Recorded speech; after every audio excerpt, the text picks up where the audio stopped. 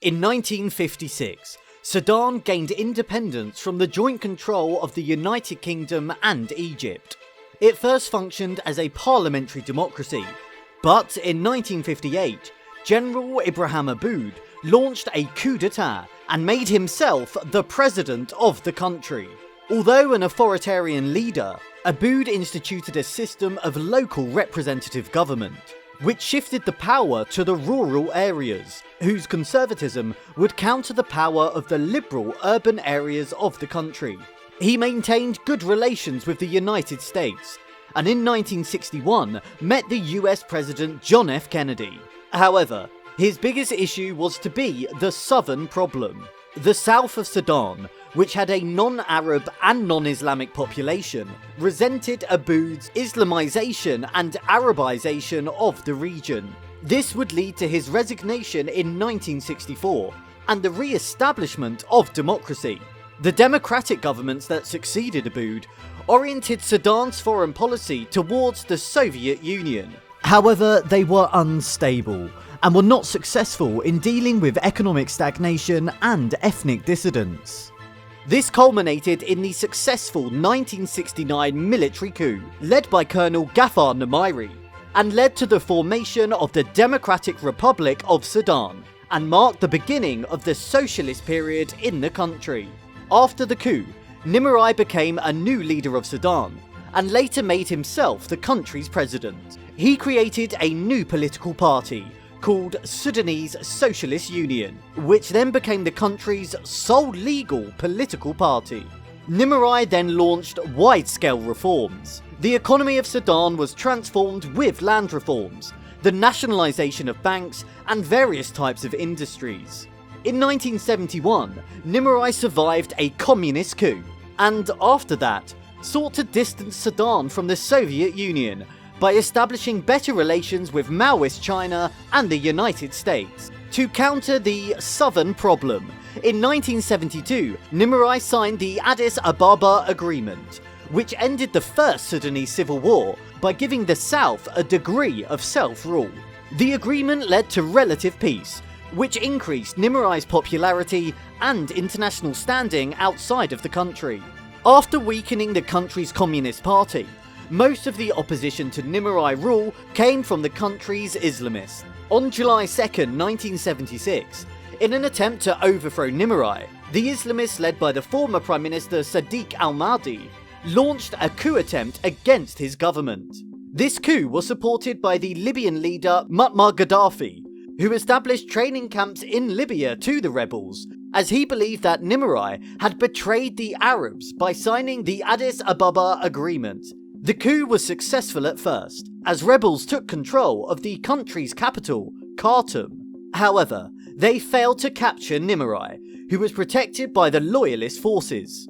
Meanwhile, the residents of the capital did not greet the insurgents as liberators. Although they viewed Namairi as a dictator, they preferred him to the rebels, who they regarded as being foreign mercenaries. Although the rebels controlled the capital, they did not have enough resources to hold it, and on July 5th were defeated by Namairi's army. However, the coup was an important moment in Sudanese history, as it marked the turning point when Sudan started to shift from secular socialism to Islamism.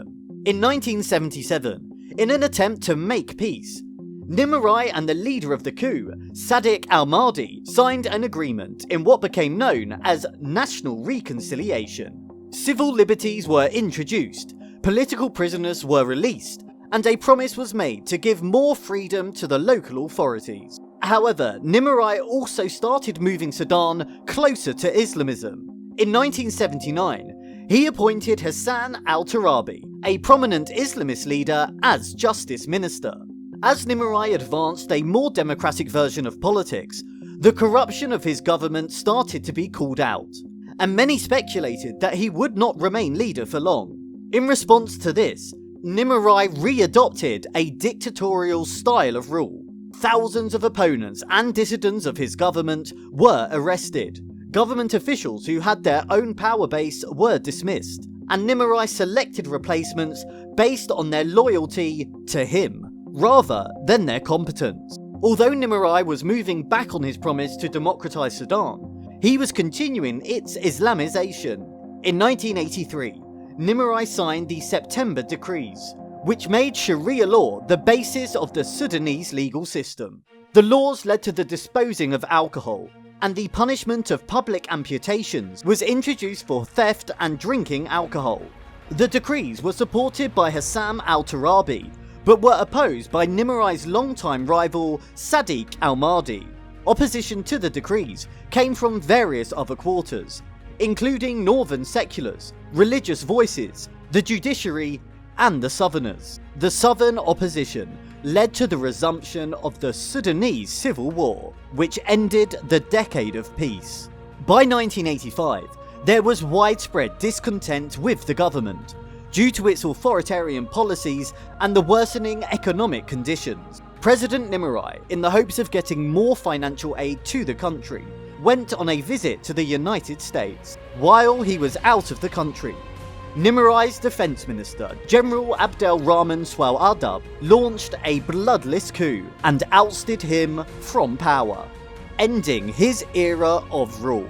Following the coup, elections were held, which were won by the Umma party led by Sadi al-Mahdi, and as a result, he became the new prime minister of the country. The new government led by al-Mahdi froze the September laws, and for a time, Sudan functioned as a democratic and a non-Islamist state. However, his government proved to be unstable.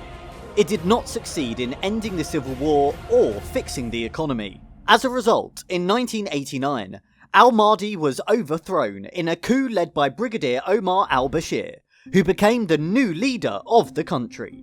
Al-Bashir replaced Sudan's democratic system with a totalitarian dictatorship. All political parties, trade unions, and non-religious institutions were banned. Al-Bashir was strongly supported by the country's Islamists, and upon assuming power, strict dress codes on women were introduced, and the September decrees were reinstated. Also, more than 78,000 people from the army, police, and civil administration were purged in order to reshape the country's state apparatus. The Islamist leader Hassan al-Turabi, who had served as the ideological leader of the 1989 coup, became the second most powerful person in the country, and played a big role in Islamizing Sudan. In 1991, at the personal invitation of al-Turabi, Osama bin Laden, the leader of the Al-Qaeda terrorist group, moved his base of operations from Saudi Arabia to Sudan, and was granted a safe place to conduct his jihadist activities. This marked the high point of Islamist ideology in Sudan. In 1993, Sudan was listed by the United States as a state sponsor of terrorism, and Osama bin Laden's presence in the country led to it receiving intense pressure from Saudi Arabia, Egypt, and the United States. Therefore, in 1996, he was asked to leave the country, and he left Sudan for Afghanistan. President al-Bashir sought to end the country's isolation. Therefore, al-Turabi started to lose influence, in favour of the country's more pragmatic and nationalist leaders, and in 1999 lost his political influence on al-Bashir.